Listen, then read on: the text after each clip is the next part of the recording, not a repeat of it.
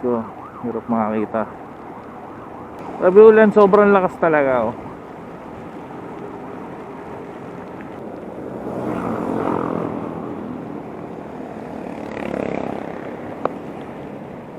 Grabe kapag umuulan no? Sobrang hassle sa ating mga nagmumotor.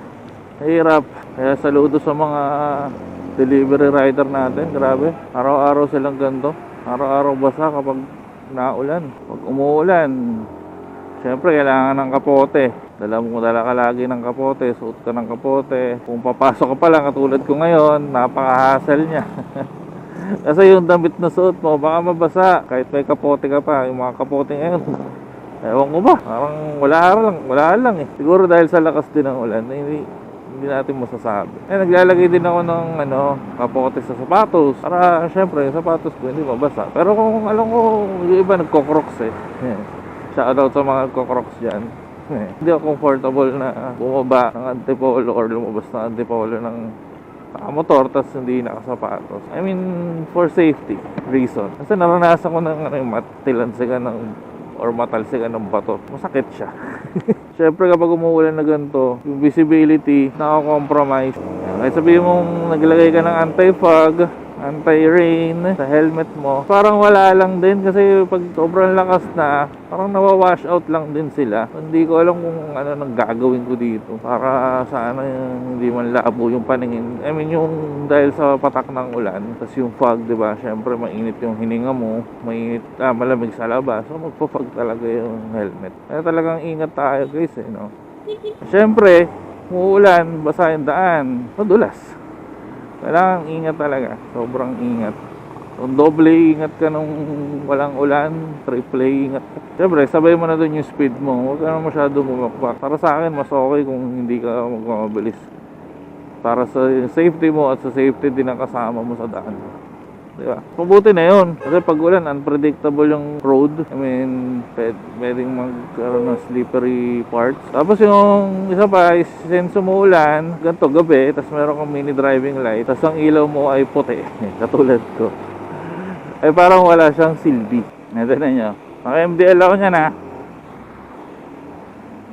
Parang wala lang. Ano. Oo. Pag puti talaga, nagbabounce lang yung ilaw. Nagpa-fog na nga yung lens ko eh.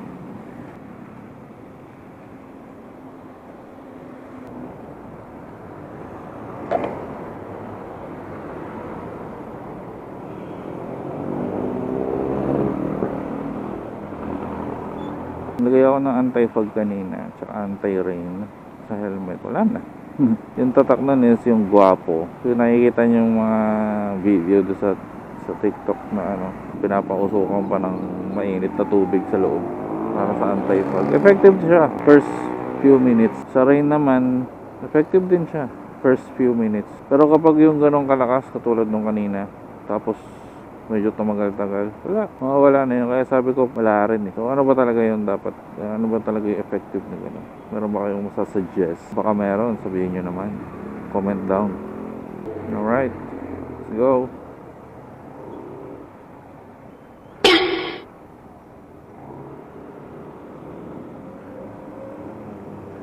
Mga kamote. May tamang daan, sa iba dumadaan.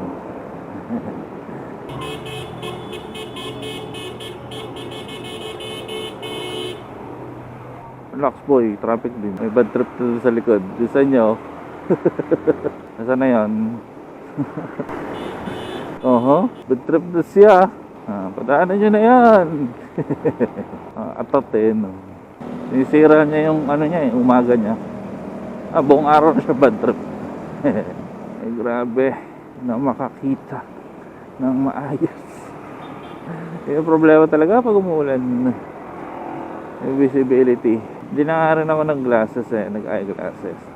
Kasi nagpa-fog lang eh. Yung eyeglasses ko, para sa konting grado ko lang ng mata ko, tsaka sa astigmatism. Mga may astigmatism dyan, shout out. Shout out sa mga sparkling lights yung nakikita. Update nga pala sa shock ayan yung shock natin na pina-rebuild, JVT front shock, tsaka RCB rear shock. Rebuild lang ng pop shock attack anti-polo. Okay siya. Sobrang ganda. Lalo na yung likod. Wala na yung, kaya pala sumakasakit yung tiyan ko tsaka kapay ko. Wala nang play. Parang walang shock sa likod. Ganun pala yung dating nun. Siguro mas goods pa to kapag kasama si OBR. Kasi medyo may tigas pa siyang onte. So kapag may angkas ka, hindi mas okay. So ready siya for may angkas. Yung pag-tune sa shock ko is ready for may angkas. Tingin ko lang. Hindi ko naman sinabi. God damn, madulas. Up. Rosario Pasig na ako. Grabe, lakas pa rin ang ulan. Humina lang siya onte, pero malakas pa rin. Ano yan? Ayan mo, tinan nyo naman. Babaraan niya magsakay at baba lang siya. Oh. Ayan ang jeep.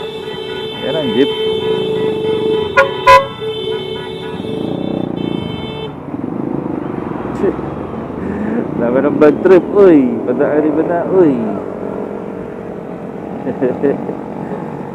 Dami ng init ng ulo, alas 5 pa lang ng umaga. Ayan, magsiwa na kayo, bilis.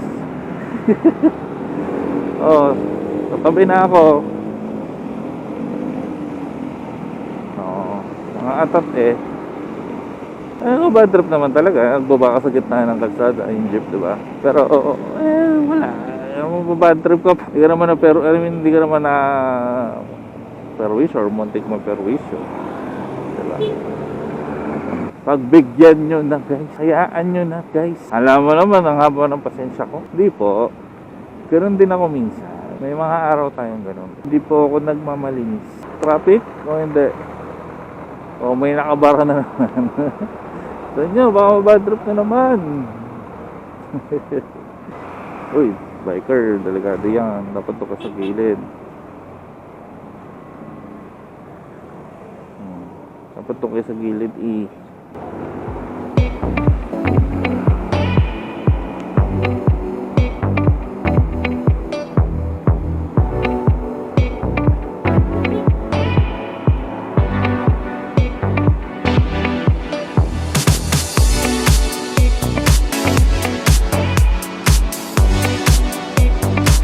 sana yung nakita yung kamay ko, no? Kapag yung liliko na gano'n, yung alanganin. Or kahit kung kaya nyo mag-signal ng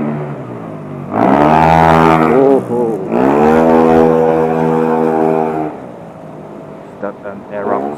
Kaya nyo mag-signal ng hand signal para makakita nyo na lang clear, or baka kasi hindi nila napansin yung signal light mo.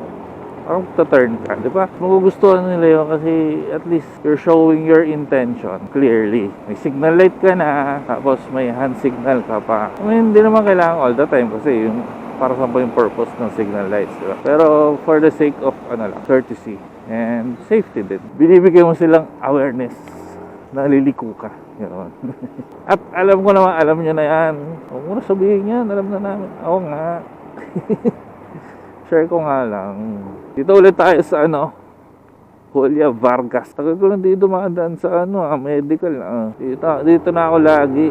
Dahil nung sabi ko nung nakaraang video. Ayan, balik tayo doon sa shock, Okay na okay siya. Na-testing ko na siya sa, uneven roads lang naman. Hindi naman yung totally lubak. Kasi pag totally lubak, yung kasi rough road, wala naman siguro magandang shock doon bukod sa mga adventure bike, Hindi po adventure bike ang Aerox, diba? So, masabi ko lang na okay naman siya. Satisfied naman ako doon sa bayad ko. So, ayun, in-update ko lang kayo sa nangyayari. Sinama ko lang kayo maulanan. Sana malinaw yung video. Kahit paano. So, ayan guys. Like, share, subscribe. Hanggang sa muli. Peace.